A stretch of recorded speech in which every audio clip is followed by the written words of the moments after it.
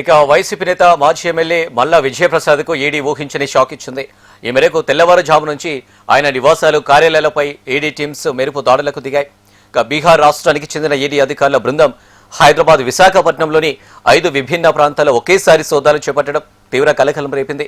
ఇక మల్లా Vijay Prasad welfare group of companies chairman గా ఉన్న సమయంలో ఆర్థిక అవకతవకలు, డిపాజిట్ల సేకరణలో అక్రమాలకు పాల్పడారనే ఆరోపణలపై ఈ దాడులు జరిగాయి. ఇక డిపాజిటర్ల నుంచి పెద్ద ఎత్తున నిధులు సేకరించి నిబంధనలకు విరుద్ధంగా మళ్లించారనే ఆరోపణలు ఉన్నాయి. దాదాపు 3,000 కోట్ల విలువైన మేర అక్రమాలు జరిగినట్లు ప్రాథమికంగా తెలుస్తుంది.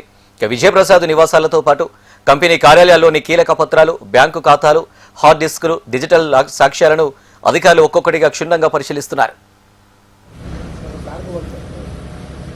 ఈడీ రైడ్స్ కు సంబంధించి మరిన్ని డీటెయిల్స్ మా ప్రతినిధి అనురాధ అందిస్తారు. అనురాధ.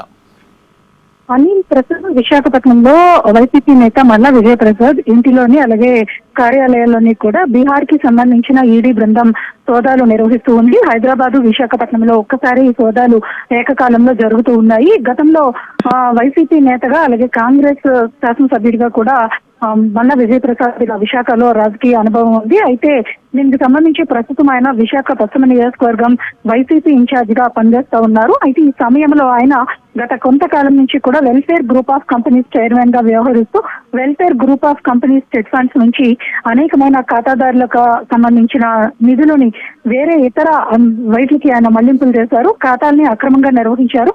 అలాగే ఆస్తులకు సంబంధించి కూడా అనేకమైన ఆరోపణలు ఉన్నాయి. వీటిలన్నిటికీ సంబంధించి గత కొంతకాలం నుంచి కూడా చాలా కేసుల్ని ఎదుర్కొంటూ ఉన్నారు. ఇతర రాష్ట్రాలకు ఈ కేసులు నమోదైన నేపథ్యంలో ఆ కేసులు ప్రస్తుతం ఇంకా దర్యాప్తులు నేపథ్యంలోని కొనసాగుతూ ఉన్నాయి. ఈ రోజు బీహార్ కి సంబంధించి కొంతమంది ఈడీ అధికారులు ఇక్కడ విశాఖపట్నం చేరుకున్నారు. విశాఖపట్నంతో పాటు హైదరాబాద్ లో కూడా ఆయన కార్యాలయాల్లోని అలాగే ఆయన గృహంలోని కూడా ఈడీ సోదాలు అయితే నిర్వహిస్తూ ఉంది. సోదాల అనంతరం వాళ్ళు కీలకమైన దస్త్రాలను అలాగే కీలకమైన డాక్యుమెంట్స్ ని తీసుకుని వెళ్లే అవకాశం కూడా కనిపిస్తా ఉంది. ఇప్పటికే మల్లా విజయప్రసాద్ కి సంబంధించిన ఆర్థిక వ్యవహారాలకు సంబంధించి పెద్ద ఎత్తున 3,000 కోట్ల రూపాయలకు సంబంధించిన ఆరోపణలు వచ్చిన నేపథ్యంలో ఆయన బ్యాంకు ఖాతాలని కూడా సీజ్ చేయడం జరిగింది.